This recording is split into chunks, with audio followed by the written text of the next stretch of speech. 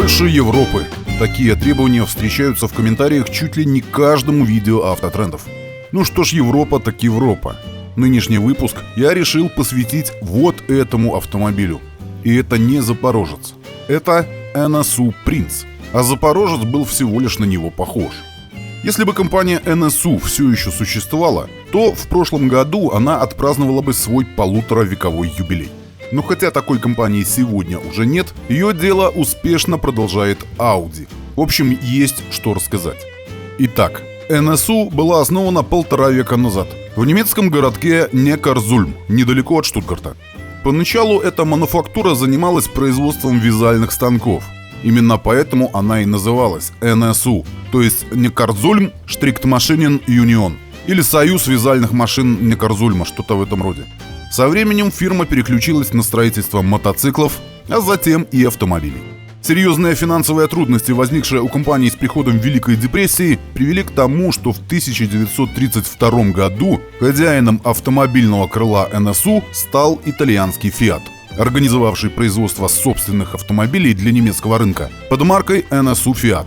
При этом мотоциклетное подразделение NSU Werke продолжило действовать как самостоятельная компания и добилось немалых успехов. Ведь именно мотоциклы уже в послевоенный период и принесли компании NSU настоящую славу.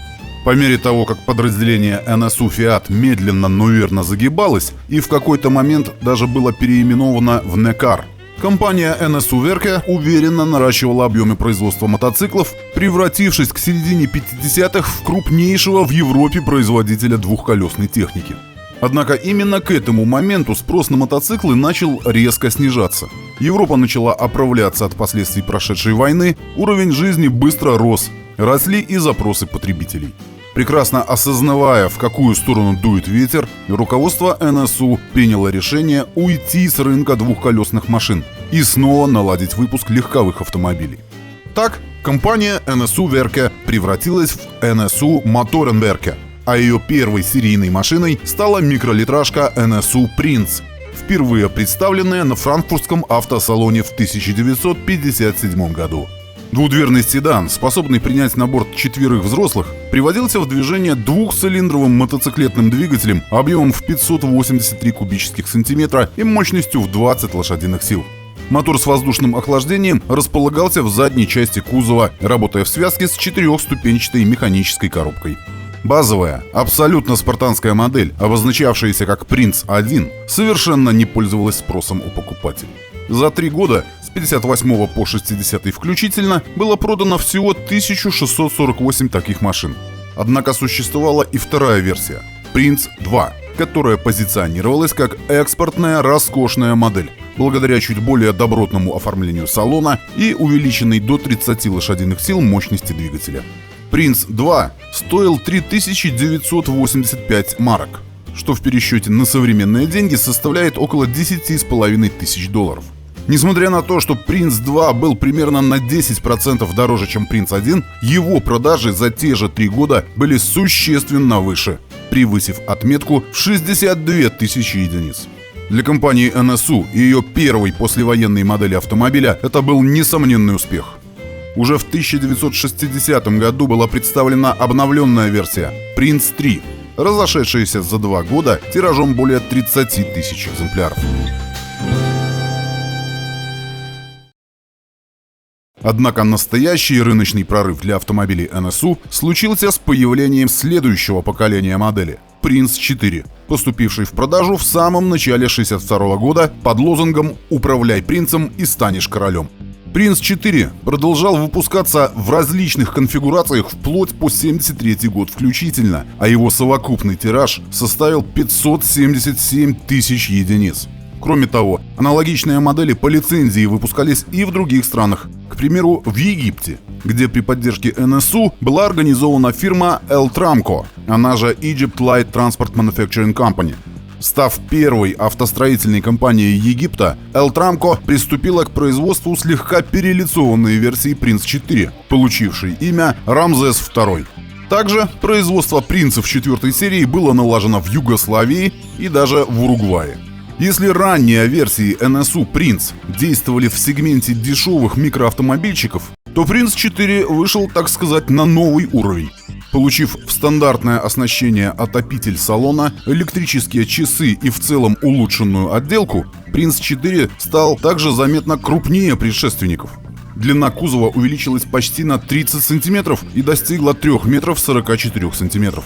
Модель таким образом перешла в сегмент субкомпактных автомобилей и начала конкурировать с Mini 850 и Fiat 600D, а также с его немецкой фиатовской версией Neckar Jagst. Оригинальный Принц 4 приводился в движение все тем же двухцилиндровым мотором мощностью в 30 лошадиных сил. И такой мощности вполне хватало для того, чтобы разгонять машинку массой менее 600 кг до максимальной скорости в 112 км в час. Правда, для того, чтобы разогнаться до сотни, Принцу требовалось далеко за 30 секунд. Именно на оригинальный NSU Принц 4, впервые представленный в сентябре 1961 года, и оказался так похож запорожец ЗАЗ-966, запущенный в производство в 1966 году. Это сходство принято объяснять тем, что ЗАЗ и Принц использовали дизайнерские решения, позаимствованные у знаменитого американского Chevrolet Corvair, который, несмотря на все свои проблемы с управляемостью, оказался одним из самых копируемых автомобилей своего времени.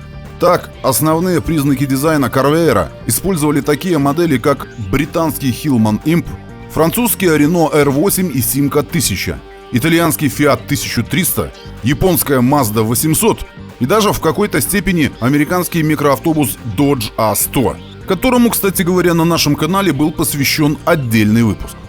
В общем, попав под влияние американского Corvair, Принц и Запорожец были сильно похожи снаружи, но также сильно различались внутри, хотя бы потому, что у оригинального Принца был двухцилиндровый мотор, а у Запорожца четырехцилиндровый и к тому же V-образный. Впрочем, к тому моменту, когда ЗАЗ поступил в продажу, у NSU также успела появиться четырехцилиндровая модель. Она называлась Принц 1000. И с точки зрения дизайна она была еще сильнее похожа на американский Corvair, чем раньше, благодаря видоизмененной передней и задней оптике. Как и прежде расположенный сзади, новейший двигатель с воздушным охлаждением имел 4 цилиндра с суммарным рабочим объемом в 996 кубических сантиметров. В зависимости от комплектации автомобиля он развивал 40 либо 43 лошадиных силы. Несмотря на то, что машина снова стала крупнее и тяжелее, длина достигла 3 метров 81 сантиметра, а масса серьезно перевалила за 600 килограмм. Четырехцилиндровый Принц оказался ощутимо шустрее двухцилиндровой версии, будучи способным разгоняться до сотни километров в час быстрее 19 секунд и имея максимальную заявленную скорость в 135 километров в час.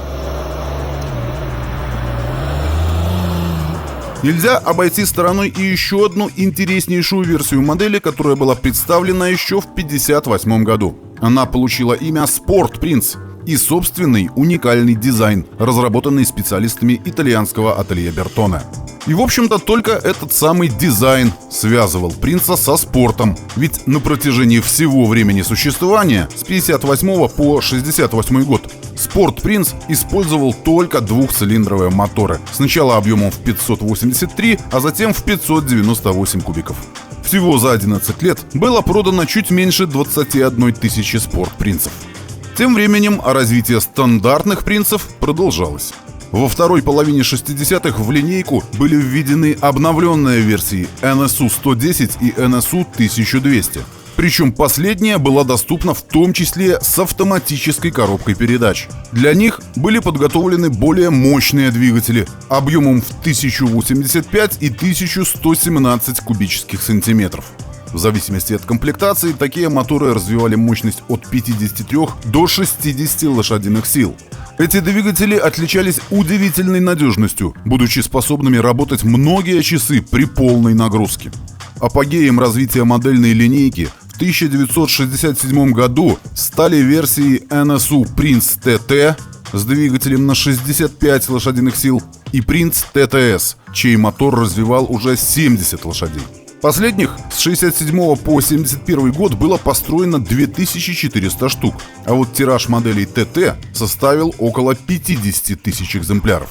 NSU TT стала самой успешной немецкой гоночной моделью в соревнованиях по подъему в гору, выиграв в течение 70-х в общей сложности 29 европейских и североамериканских чемпионатов.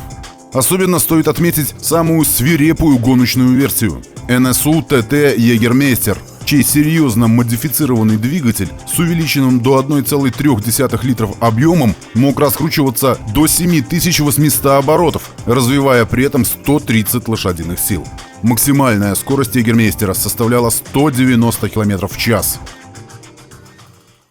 И тем не менее, у всего, что имеет начало, рано или поздно найдется и конец. Немецкие инженеры смогли выжать из принца абсолютно все, что только возможно. И из его шасси с кузовом, и из задней моторной компоновки с двигателями с воздушным охлаждением. Ведь прогресс не стоит на месте, и прекрасно это осознавая, еще в конце 50-х NSU начала усиленно работать над самой, как ей тогда казалось, прогрессивной технологией – над роторными двигателями. Уже в 1963 году был представлен первый серийный автомобиль NSU с роторной силовой установкой, построенный на архитектуре все того же принца двухместный кабриолет Wankel Spider. А к концу десятилетия был готов большой и роскошный роторный седан NSU RO 80. Вся эта роторная эпопея NSU, безусловно, заслуживает отдельного рассказа. А в рамках этого выпуска достаточно будет сказать лишь о том, что, сосредоточившись на разработке прорывной технологии, руководство компании позабыло о главнейшем ресурсе, без которого ни одна такая технология не сможет быть разработана – о деньгах. К тому моменту, когда новейший RO 80 был готов к запуску на конвейер, этих самых денег у NSU практически не осталось, и компании пришлось искать себе серьезного покровителя.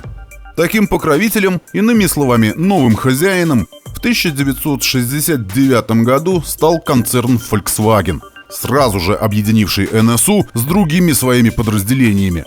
В результате на свет появилась новая фирма – Audi NSU Auto Union, вскоре переименованная просто в Audi. Производство заднеприводных заднемоторных принцев с двигателями с воздушным охлаждением на заводе компании в Некарзульме продолжалось до 1973 года, а уже к 1974-му линия, с которой скатывались принцы, была перепрофилирована для строительства новейшего переднеприводного субкомпакта Audi 50, который, по сути дела, был премиальной версией фольксвагеновского хэтчбека Polo. Небезосновательно считая себя полноправной преемницей компании NSU, к 150-летнему юбилею с момента ее основания, отмечавшемуся в прошлом 2023 году, компания Audi представила прототип EP4, то есть электрический Prince 4. Машина была построена на основе оригинального шасси NSU Prince 4 1971 года выпуска, но взамен старенького 30-сильного двухцилиндрового моторчика она получила подключаемую гибридную установку мощностью в 240 коней от модели Audi Q7 e-Quattro. Автомобили NSU уже вошли в историю и по сей день продолжают вдохновлять автоэнтузиастов. Своим шармом и электрической силовой установкой прототип EP4 пробуждает предвкушение грядущих, полностью электрических глав в будущей истории завода Audi в Некарзульме, написала Audi в своем пресс-релизе, опубликованном в августе 2023 года.